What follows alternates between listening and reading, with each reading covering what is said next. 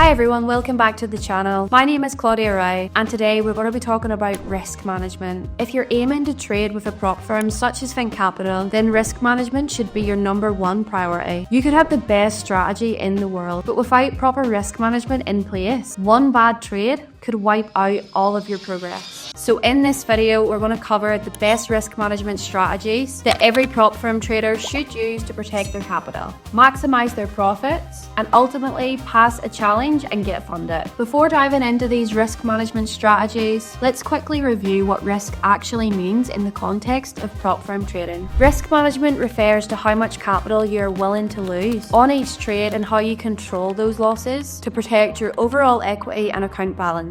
For example, ThinkCapital, like most other prop firms, have daily drawdown and maximum drawdown limits. And if you exceed those loss limits, you will fail your challenge and have to start from scratch. Therefore, the key takeaway is that you cannot afford to ignore risk management, especially when traded on a prop firm account like ThinkCapital, as losing discipline can mean losing your funded account. Okay, so let's dive into the 6 different risk management strategies that you can apply to your ThinkCapital challenge or funded account to help you succeed. The first is consistently risking the same amount of your account per trade, meaning to consistently risk the same percentage of your account for every single trade that you place. This is one of the most common and effective strategies, and it involves limiting your risk to maximum 1% of your account balance per trade. Now, your risk percentage per trade truly depends on how many trades you place a day and your overall win rate. There are a lot of factors to take into consideration for determining your percentage per trade. For example, if you scalp, meaning that you place multiple trades a day, you might want to reduce your risk to 0.25% up to 0.5% per trade.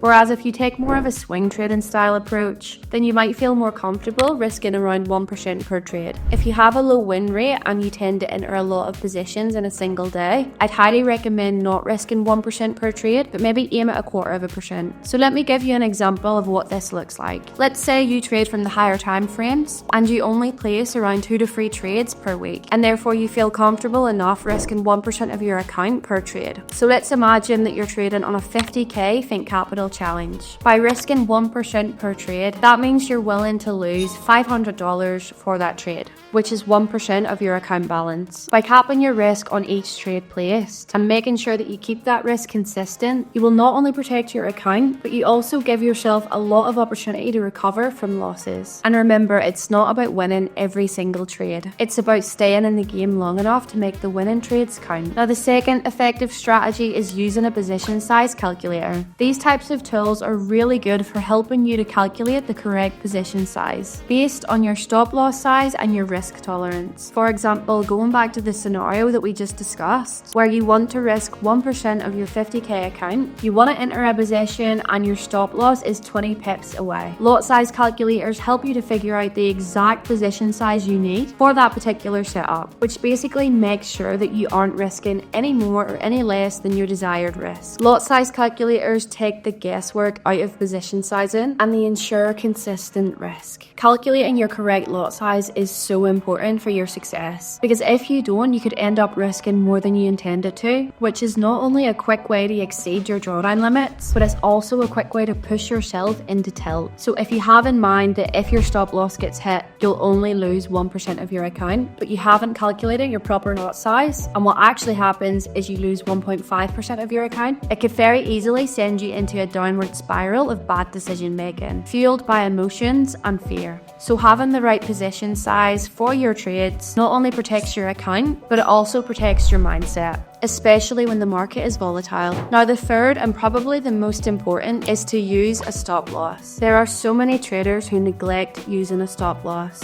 or else those who do but have them too wide. Never trade without a stop loss. Make sure that you're placing your stop loss somewhere that makes sense. It's not too far away from where price is at, but it's also not too close. You want to give price enough room to breathe so that your setup can play out, but you also don't want to set your stop loss too wide, otherwise you might find yourself sitting in drawdown for a very long time. When trading with ThinkCapital, where drawdown limits are strict with regards to your maximum drawdown and your daily drawdown rules, setting a stop loss for your trades is crucial. It ensures that your losses are controlled and protects your account from breaching those limits. So set a stop loss, admit when your analysis is wrong, cut your losses short start and stay within the acceptable risk limits. Because if you don't use a stop loss and the market goes against you, it only takes that one trade, that one decision to blow your account, forcing you to start from scratch. Now, the fourth strategy is to manage your drawdown. As you already know, prop firms like ThinkCapital have drawdown limits, and exceeding those can lead to you losing your account. A good rule of thumb is to keep your overall drawdown below 5%. How can you achieve this? Well, the answer is that if you risk 1% of your account per trade and you take 3 losses in a row, meaning that you're now 3% in drawdown, try to reduce your risk to 0.5% or 0.25% per trade until you've recovered your drawdown, and then you can go back to risking your initial amount of 1%. So essentially what you're doing is, rather than looking at your overall drawdown as 10% or whatever it may be, tell yourself you only have 5% drawdown. And doing this will help you to manage your risk a lot better and protect your account by not going into deep drawdown. It should also encourage you to come out of drawdown with more control over your risk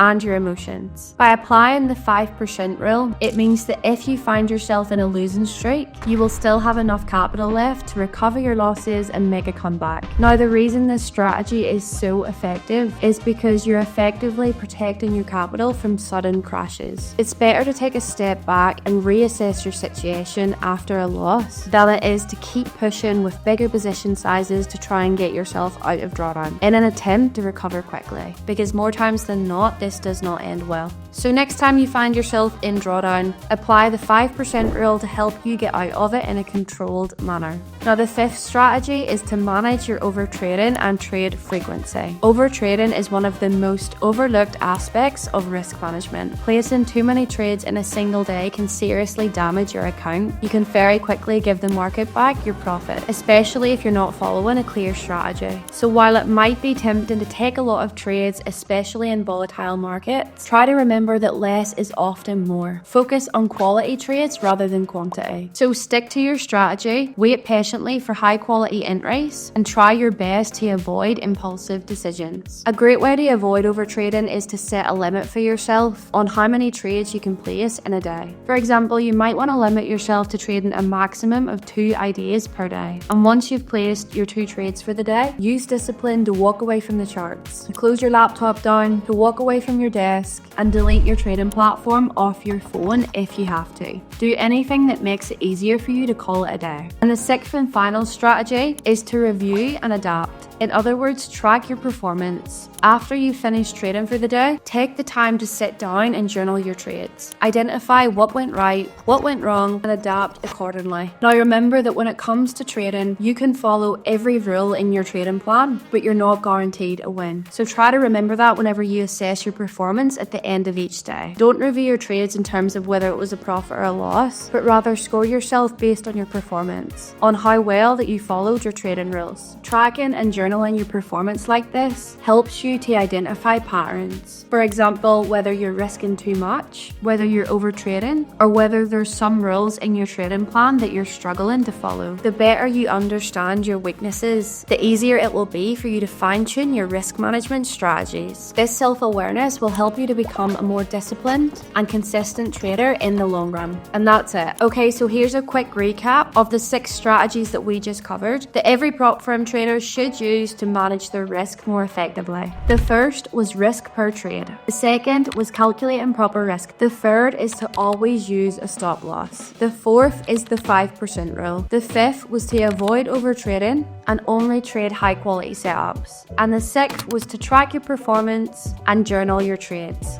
By applying these strategies, you'll not only protect your account, but you'll massively increase your chance of passing your ThinkCapital challenge and getting consistent back-to-back payouts. And that's us. Thank you for watching. If you enjoyed this video, give it a like. Don't forget to hit subscribe and let us know in the comments which of these 6 strategies is your favorite.